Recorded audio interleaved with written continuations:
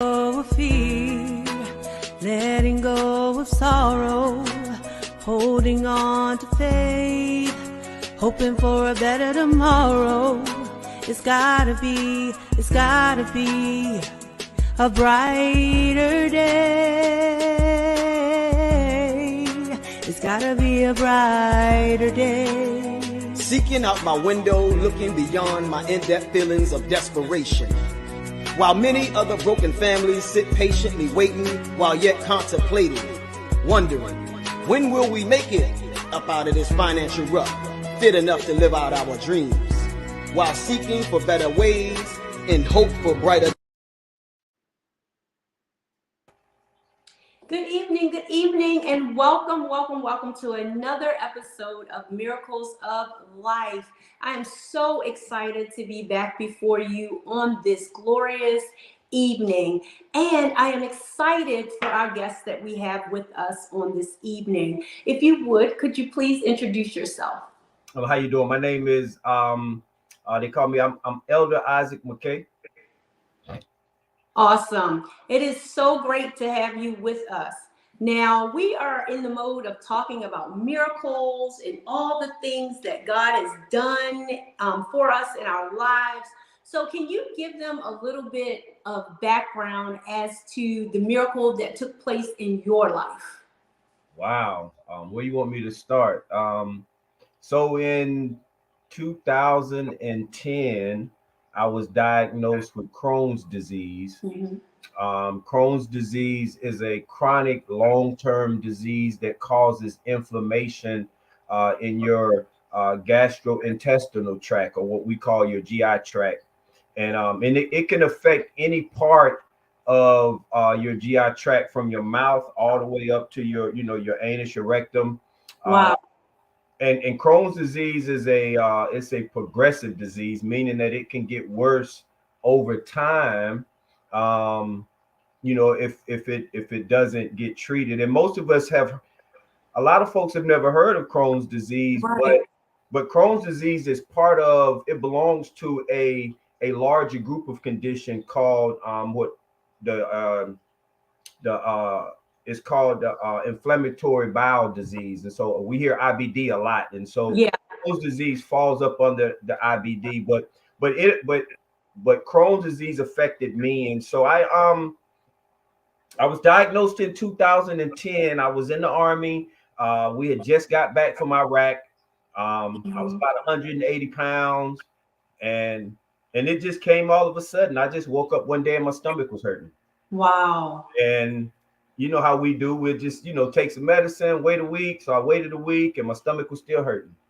And, so about 2 weeks later, I went to the doctor, and just over going back and forth to the doctor, it took about a month or so, about 2 months before they really did the test and got me to a specialist to find out what was happening. And so, they did the colonoscopy, and they found out that I had Crohn's disease in the area of my small intestines called the terminal ileum. And I know, you being the doctor, you know what that is. And so that's where mine was at. And so the first time I lost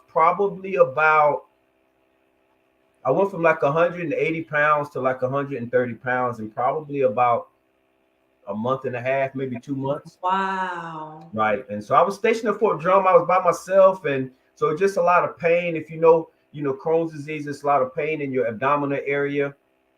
And so that was the start of my battle with Crohn's disease. That was the start.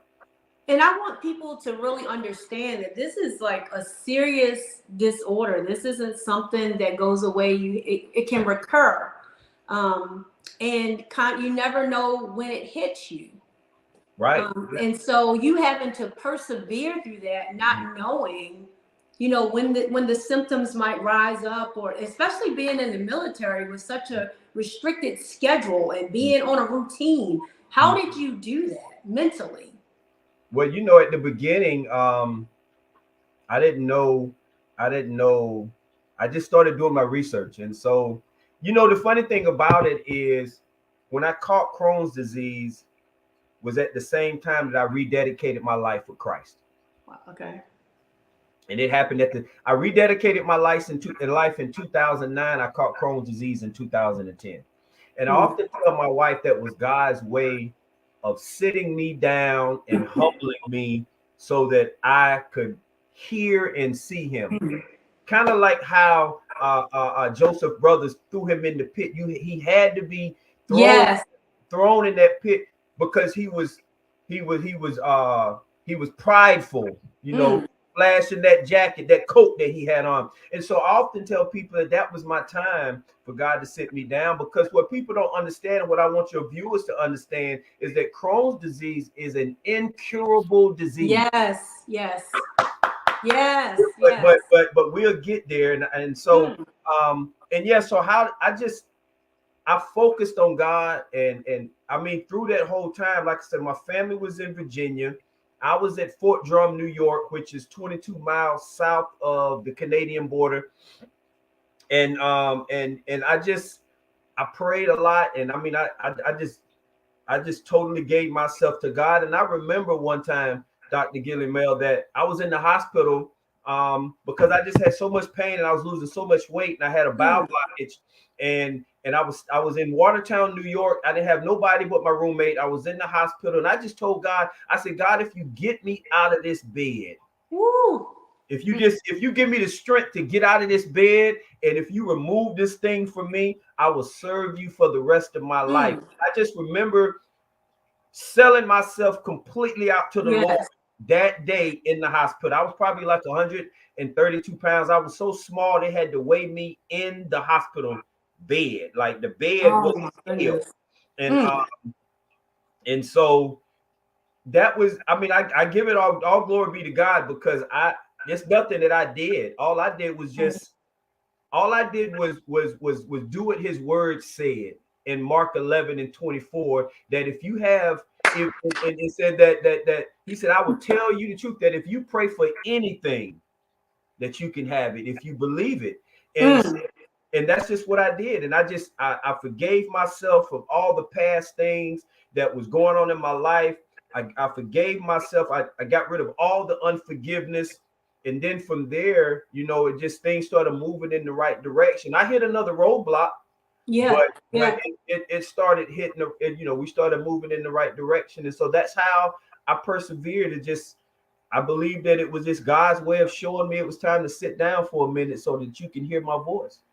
I love that you say that, because a lot of times people will blame the enemy for a lot of things, when sometimes it's like you said, it's just God trying to slow us down and get us back into alignment with him. Trying to get us back into his will and his purpose. Because like you in 2012, I had to do the same thing. I was ripping and running, doing everything, going everywhere, not really set on one particular purpose, or not knowing which direction I was going in. And it was like, he was like, listen, you're going to sit down for a minute, because you need to just sit with me. You need to hear me. Outside of everything else, you need to hear me. So that I can speak to you. So I totally understand it. And the other thing is, I heard you say that was so very important, is that you had to forgive yourself for the things that you did in order for you to be able to believe that you could be healed. A lot of times we don't understand that scripture that says, I tell you, you can pray for anything, and if you believe it, you can receive it, and it'll be yours. But there's another verse after that that said, but if you have any unforgiveness, and you holding a grudge against somebody or something. A lot of times that grudge that we're holding is against ourselves, or that unforgiveness is against ourselves. Because I tell you, and I know this is this interview, I know it's about healing, but but my marriage was a wreck during that time. And it was just, I totally believe that it was God sitting me down so that I can get out of myself and get out of my pride and get out of me being puffed up, so that he can get my attention. And I truly believe that. I don't give the enemy no credit to what I receive.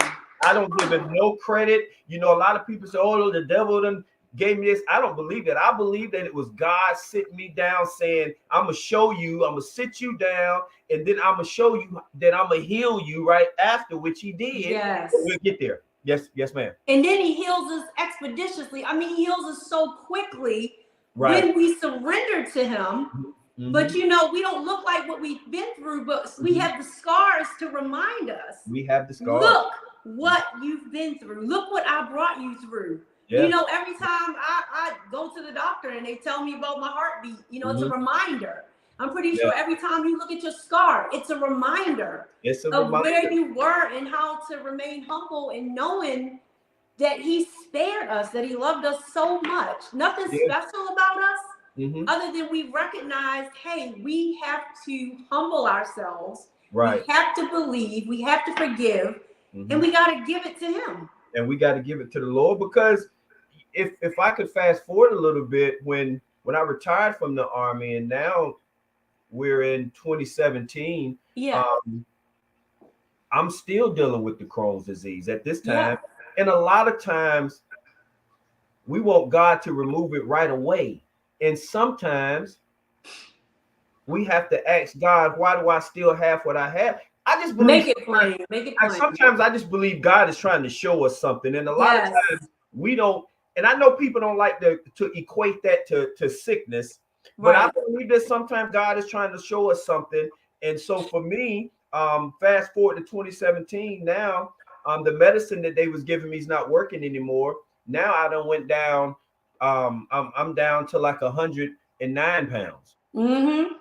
And so now I'm back in the hospital again. So in 2017, 2018, 2019, I spent 3 months in the hospital. I mean, I was in the hospital from November of 2018 to March of 2019. Yes. The Crohn's was still very active, you know, even though God had done some things, but it was still very active in my life, and healing hadn't came yet. Right. Healing, but I didn't get discouraged, you know. So healing hadn't came yet, and so now we're in 2017, 2018, November 2018, and I'm in the hospital again. And this time I didn't leave; I stayed there. And so I got down. I was 180 pounds. I got down to 98 pounds in the hospital. Wow. 98 pounds. And you know, there's a lot of pictures on my social media page of Dad and you know, me being so small that they had to weigh me in the chair. And it was a lot of my family, you know what I'm saying? Even prior to going into the hospital, you know, of a lot of people don't understand, like with Crohn's disease, like it tears up the inner lining of your intestines. And a lot of times, you know, a lot of bacteria will leak through that into your blood. And that happened to me. And so I'm shaking real bad. And my daughter and my son would have to lay across my body so that I could stop shaking or get warm, because I'd be too cold, or you know what I'm saying? And it was a lot going on. It was a lot going on, but God is still, he's such a healing God.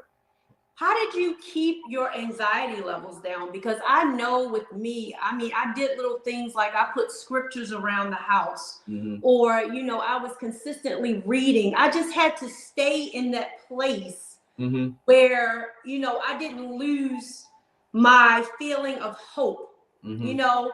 And for one thing, I can attest to what you were saying, because we came to visit you and you were still positive. You know, you were still in a positive mindset. And that's why I tell people, change your thoughts, you change your life.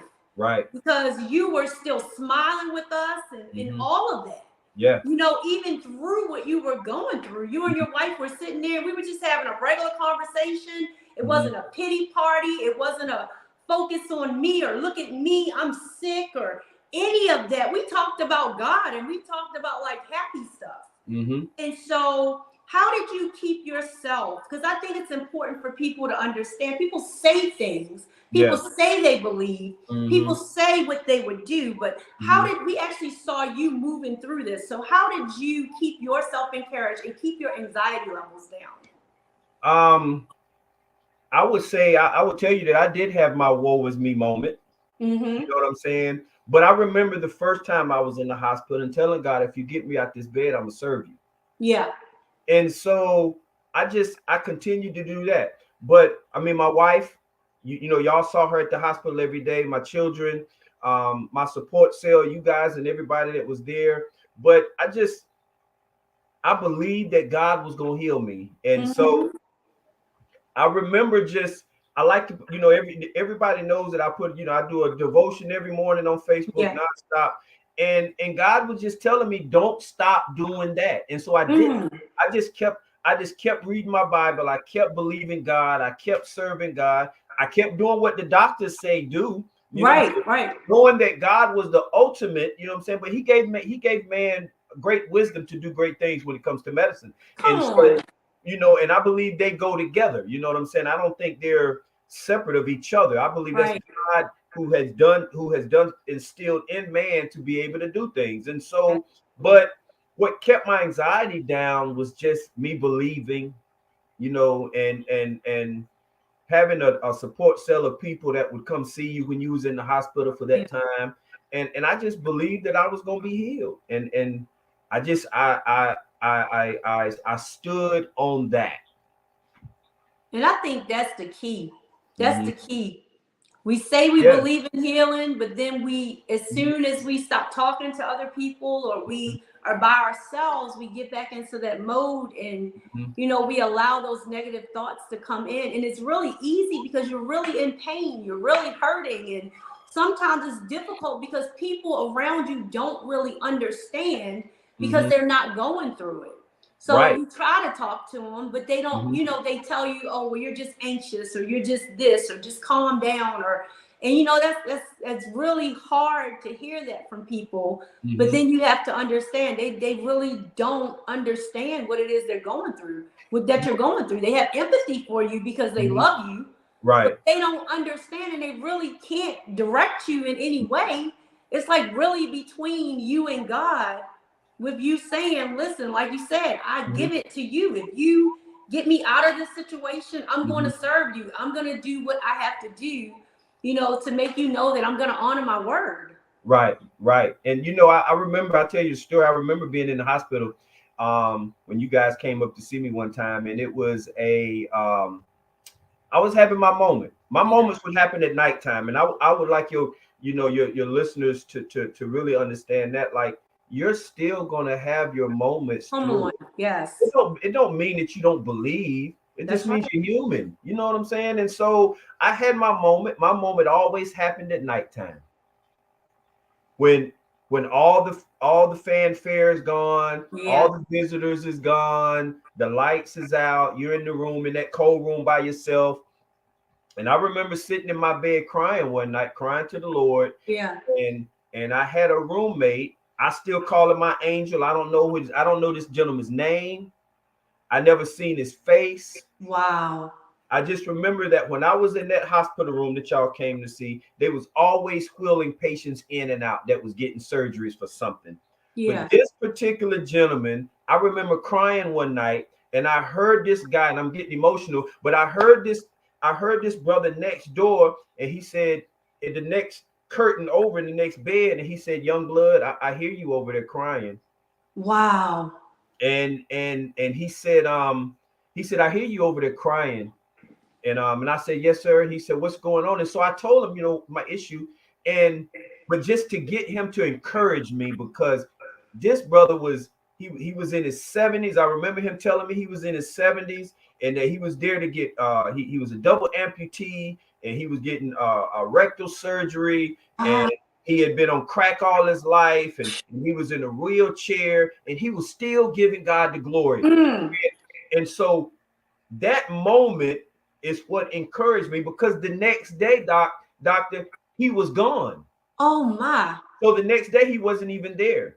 And so I believe that you know, I always say that was God sending his angel to tell me that, look, I still got you, and you're still going to be okay. Because I had my moment, and I had my moment of anxiety and depression, and why me, and I'm gonna have to have the colostomy bag for the rest of my life, and you know, and those kind of things. So I went through that. And we all have those moments, no matter how strong you are. We all have those moments, you know, because like you said, we're people. We have feelings, you know, we're human beings. And so, you know, it's good that everybody hears that, because so many people want to beat themselves up because they have those moments. And then that causes them to go backwards and lose faith. And then that causes the enemy to be able to come in and mess with their heads. That's right. And cause them to lose hope. But when you realize it's not it's not the depression, it's what you do with it. It's what you do after you realize that you have it. Absolutely. You know, and you may cry, you may feel bad, you may even get angry at God, you know, but it's what you say after, like Jesus in the Garden of Gethsemane. He said, let this cup pass from me. But then he said, not my will, but your will be done. So even Jesus had a moment, you know what I mean? So we have to realize that we can't give place to the enemy by beating ourselves up either, because sometimes we're our own worst enemy. Absolutely. Absolutely. I remember being mad with God.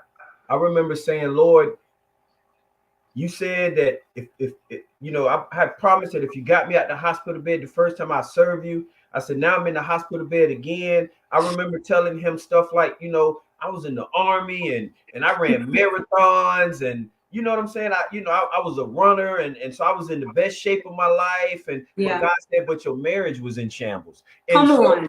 And I was just telling, every time I told him something about me, he showed me something that wasn't right. And so what I had to do was I had to learn how to let me go. And then just I'll just say, okay, God, whatever happens, if you know if I have to you know have a surgery or if I got to deal with this for the rest of my life, then I won't stop serving you. And so you asked me, how did I continue on? That's what I did. So my wife brought my Bible to the hospital. I had my phone in my Bible app, and I was still posting my social media posts on my page so that people can get a devotion every morning. I still in the hospital bed with the tube in my mouth, down my stomach. You know what I'm saying? And with the PIC line that where they was me through the TPN bag, I was still, you know, on my phone posting my message and giving God the glory and letting people know that God is still good in spite of what you're going through. That's right. That's right. And so that's what I did, and that's how I did it. I give it all to God, because you know he did it. And my family, I always got to, you know, give my family a big shout out, because you know, for just my wife, what she did, she was a big help to make sure to keep me motivated. You know what I'm saying? And you know, just to see her have to go to the hospital every day for 96 days, you know. Yeah, and I love that, because like you said, y'all were going through something, but yet and still through that crisis, that was kind of put to the side. And sometimes, like, you don't even realize when the change took place. It just happens. It just happened. Like me with the anxiety, I had it so bad. And that I was back and forth to the emergency room all the time. I would sit in the hospital parking lot because I was like, I felt safe there. But I can't tell you when it went away. It was like when I surrendered, it just kind of went away. I woke up one day and it wasn't there anymore. And so it was like, and like you know, I still have moments, and you know, because we're people again, none of us have arrived yet. So you know, sometimes we have moments still, but again, it's your thinking, it's how you correct yourself, it's how you discipline yourself, and you feel that thing rise up in yourself, and you say, not today. Not today. And you know what? I like that you said that, because I'd like your listeners to know, because words have power. Come on, and what we do, we'll go around and say that I have. I never said that. I would always say I was diagnosed with. Yes. I don't claim anything, because I know that I serve a God that's a healer. Yes. And so we have to learn that you know, we ask, you know, we have not because we ask. Now, healing is still here. Yes. Even though a lot of people don't believe it, healing is still here, relevant in this world. That's right. That's right. God is still, he hadn't stopped being in the healing business. You know what I'm saying? He hadn't closed that business yet. God is still in the healing business. I think what happens to us is we don't align ourselves properly to receive God's healing. Come on, can you go a little bit more into that? That's so true. We live in such a microwave state that we want God to heal us now. And we want the burger now. We want the food cooked now. We want the $1 million now. That's right. But I thank God for every moment of this journey, because now that I look back, if it had not been for what I went through, I wouldn't be the person that I am right now. And so we have to make sure that we are aligned properly with God. And if we go back through the Bible and read the history of the Bible and how every time the Israelites just went astray, it wasn't until they got back in alignment with what God said before he healed them, or before he gave them their miracle, or before he removed whatever ailment or situation that he had him in. And so a lot of times we're not aligned properly. And so my alignment, I had to make sure that I was aligned properly as a husband. I had to make sure I was aligned properly as a father. I had to make sure that I was aligned properly as a son of God. I had to make sure that I was aligned properly as a child of God in God's church. You know what I'm saying? That I was doing what on Facebook, what I in my real life. And so I just had to make sure that I was aligned. And once I got aligned, that's when the healing came. Yeah, I'm telling you, you're dropping so many nuggets, especially that one about being the same person off social media and on social media. We have to be treating people the same way in your house, out, all the time. That consistency is key, because you lose people. People drop out out of your life because you're not consistent. And then we want to blame those people. We want to say those people aren't good friends, or those people aren't dedicated to us. But how many of us would be dedicated to people who aren't following through, or who tell you one thing and then do something different? So again, we got to make sure that we're showing up as the same person all the time. That is so important. Absolutely. I remember being in the hospital, and the doctor had to put that tube up my nose, and they had to pump my stomach out, right? And I remember that doctor saying, "Mr. McKay, if you don't let me put this tube in your nose and down your throat," because he had tried time and time and time. And I'm saying this because it teaches you about surrender, right? Yes. And so he said, if you don't let me put this tube in your nose and pump out your stomach, he said, you're gonna die. And so once again, I had to and I'm telling that doctor, ain't nobody putting this thing in my nose again. Y'all been trying to do it for the past 3 hours and you can't get it, and I'm not going through it no more. And that's that pride, you know what I'm saying? And so once again, I had to learn how to just surrender and say, okay, God, you gave these doctors all this knowledge and wisdom, so I'm just gonna get out the way. And so I did, and they pumped my stomach out, and here we are. But I believe, like you said, we have to make sure that we properly aligned, and alignment comes in so many forms.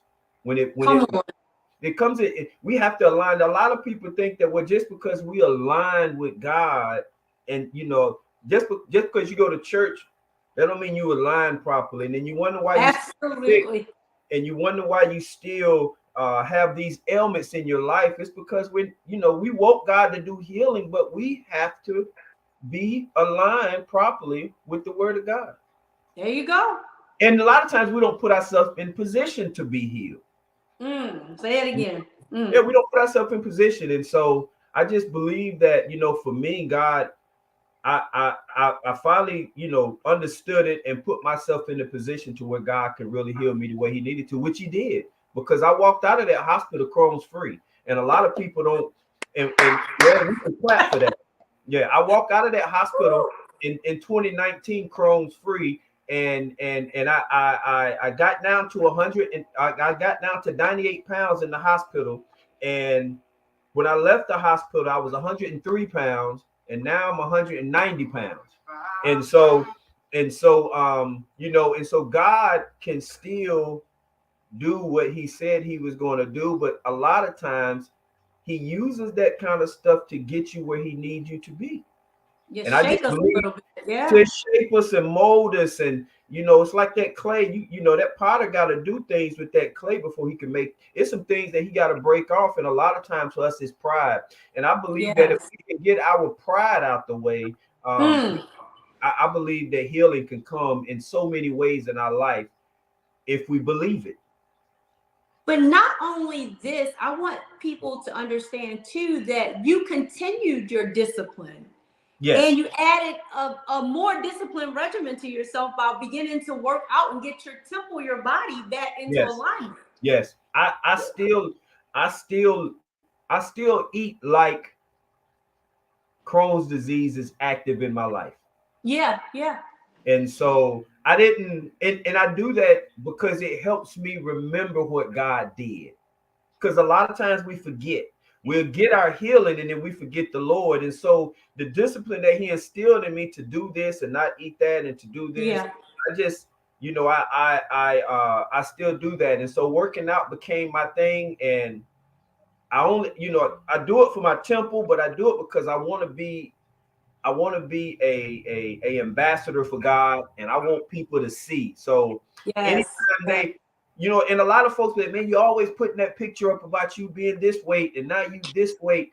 But God has used that for so many people that has inboxed me and say, man, I'm dealing with Crohn's disease too, or a coworker at my wife's job was, you know, or a friend and said, I know somebody who dealt with that. And so he has put me in a position to where now I can counsel people That's and minister right. to people about, you know, Crohn's disease and what to do and that maybe can, you know, help you along your way, or at least give you some encouragement to say, well, Yes. if he can do it for me, this little country boy from South Carolina, he can do it for anybody.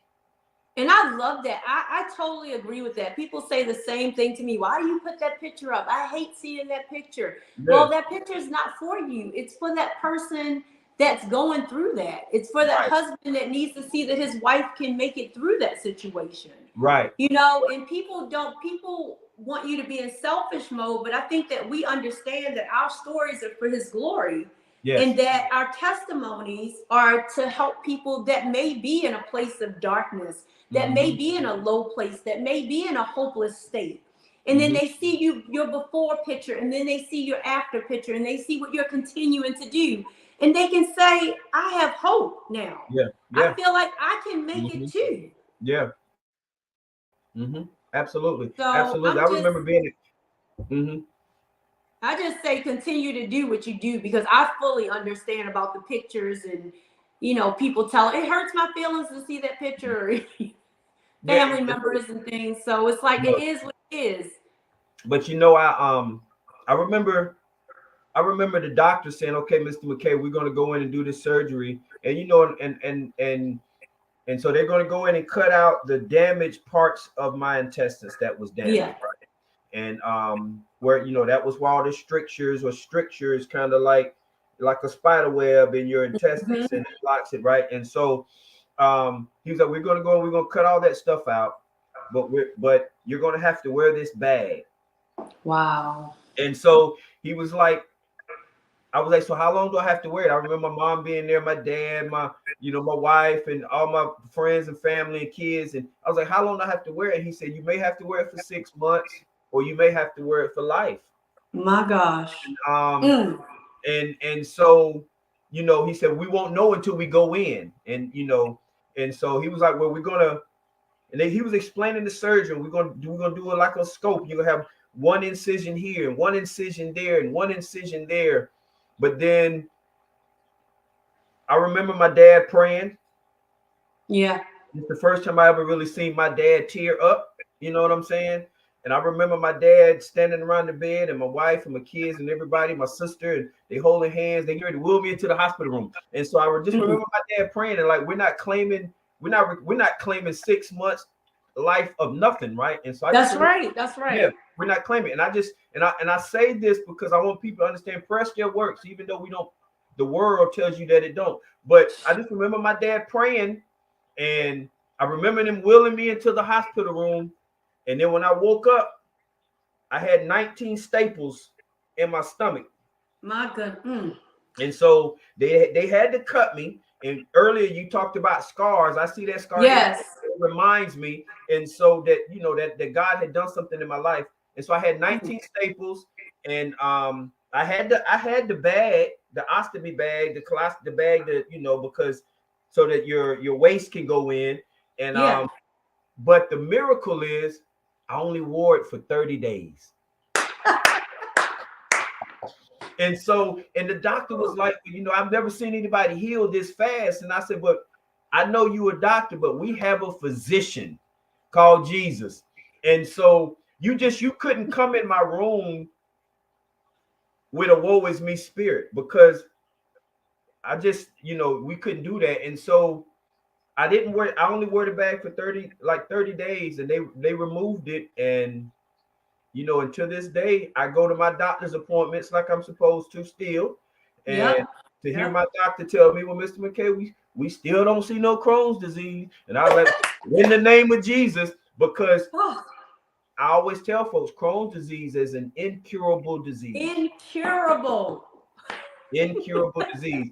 And I remember my pastor saying one time, he was like, you know exactly what it means to have God's hand on your life. Come on. And just going through that. And I don't talk about it enough. And, we need to share our stories more. That's why I'm very appreciative of your platform and what you're doing to get people's stories out there, because it's needed, because people need to know that miracles still happen. And you may be walking past the miracle, like it's scrolling across the bottom of the screen. You never know when you're walking past the miracle. The problem is we have to not allow the enemy to mute our speech. Come on. We got to not allow the enemy to mute our speech, and we have to be more bold to tell folks about our miracle. Yes. So I thank you and your platform for allowing me to just speak a little bit about mine. I'm thankful that you were willing to share, because you were one of the first people I thought of, because I was like, you're continuing with what God's purpose is for your life. He's continuously like leveling you up because of obedience. I believe that God levels us up when we're obedient to him. And like you said, when we say, Lord, I don't know what you're doing with me, because I'm a shy person, and to do the things that I'm doing, people have to recognize that it's not me, that it's God. Yeah. Because I like being in the background. But sometimes he pulls us to the front because he knows we're not going to abuse it. He knows that we're not going to become egotistical. He knows that we're not going to become prideful. He knows that we're not going to take his credit away from him. But then our idea is to direct people back to him. And so I think that's why he continuously pushes people like us that are humble and quiet to the forefront. I agree. And I also believe that he does that.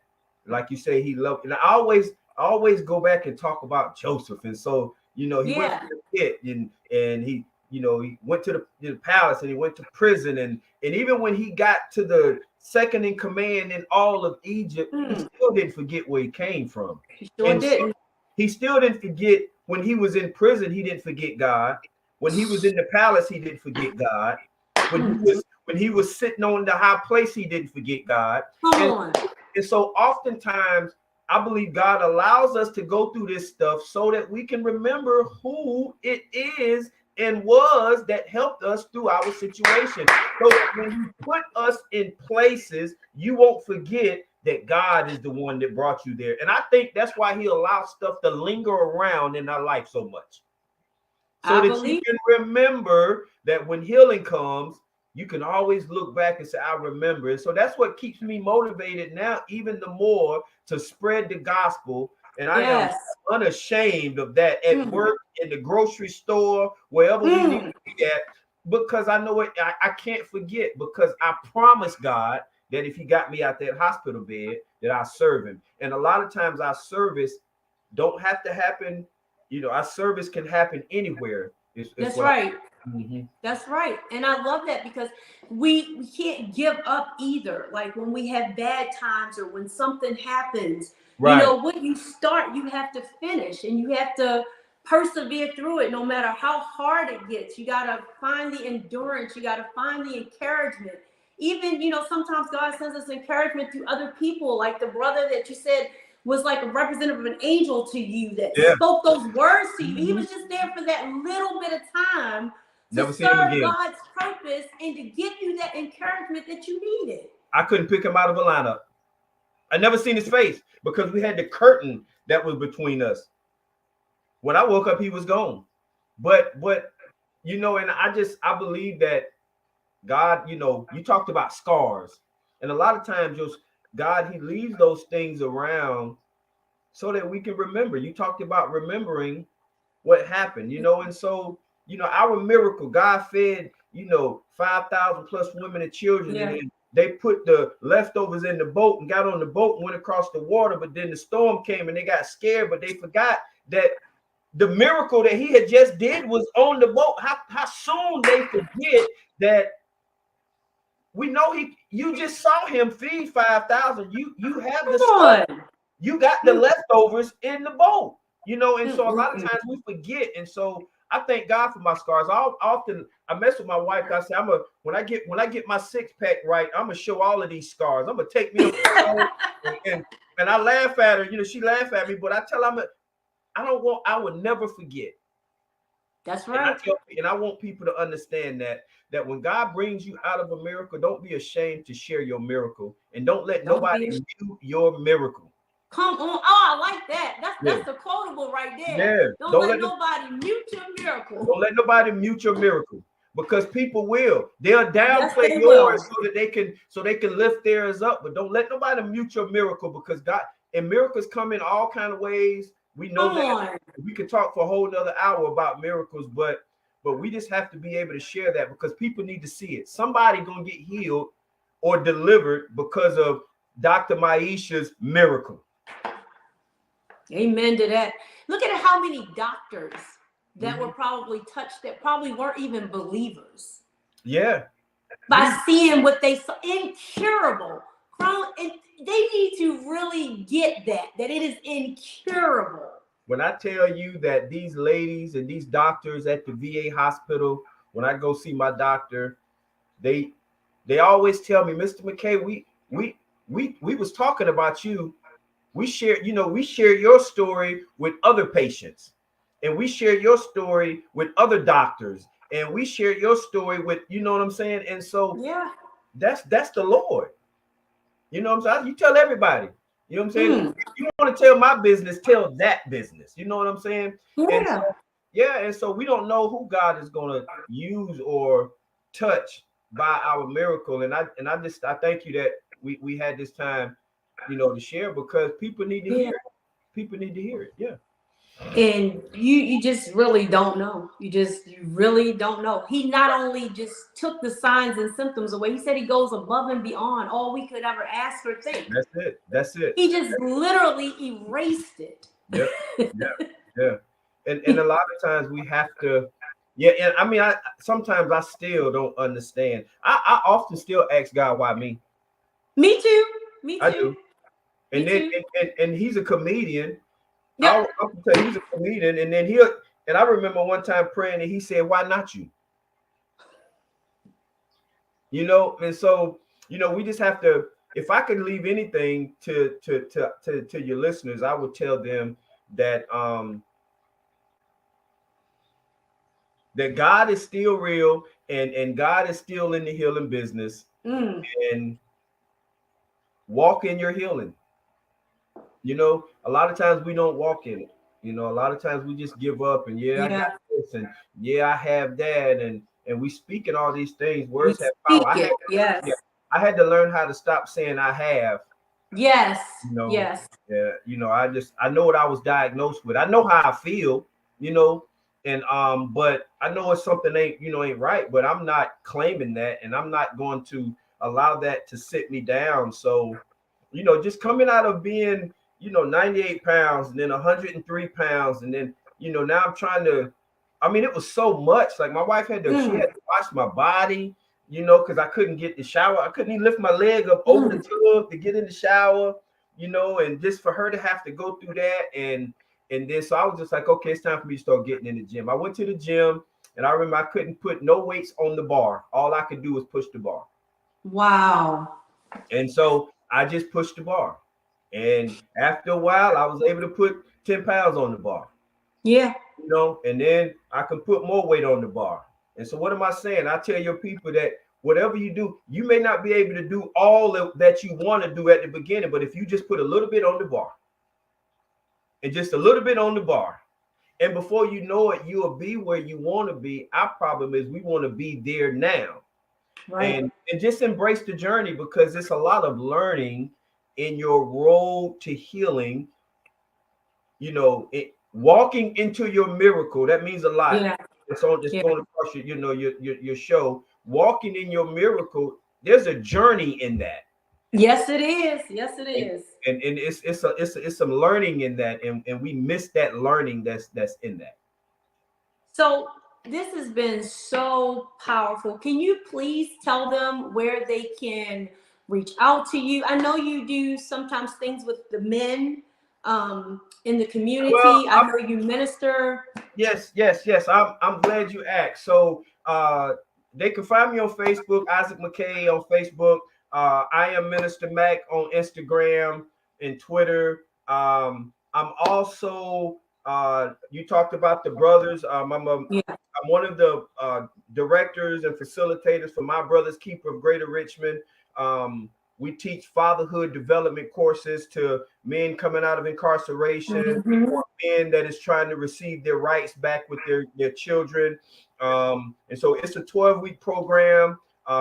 They can find me I'm the chaplain of Tri-City Community Outreach. So they can always tap into that Facebook page, Community Outreach, where I'm the chaplain at, and I'm also one of the elders there in Church in the Park. We have our church services on Sundays. We do a park service outside in the park under the sunlight. Yeah. And God gave us a mandate to take that thing 50 states and to do it, outside the park, to go reach people that doesn't get reached. And so we get the opportunity to go into these community neighborhoods and have church with folks that's not going to come to the building. And so, so that's where they can, that's where they can find me at on Facebook and Instagram, Isaac McKay on all platforms. And and I'll try to make sure that I put the link below, like in the comments, so that they can reach out, because some people probably won't remember. Yeah. But that way they can come back to this broadcast and they can kind of click the link and get to you if they need to get to you. Yeah. And anything that they need, if any services I could provide. God is good, and we just here trying to push God's vision forward, and we do that. God agenda. And I thank you, God's agenda. And I thank you. I'm glad after all of these months of missing each other, we actually got the opportunity to get on for a minute. And yes, again, consistency. You were consistently keeping in contact with me, and we consistently. Yes, absolutely. And I pray that God continues to bless your ministry and your platform. That you. Thank you so much. That you begin to bring people that may be a little scared to get behind the camera, to share their story, because somebody needs to hear of what you was healed from. And you may not have caught it all, but you may caught just a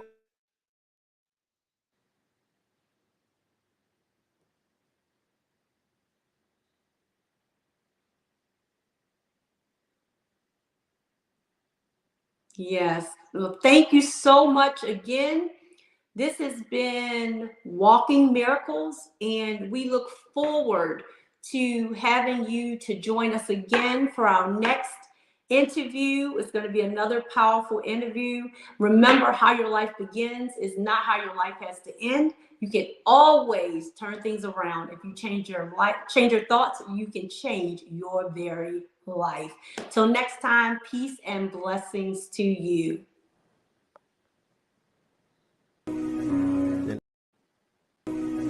Then let my angels sing.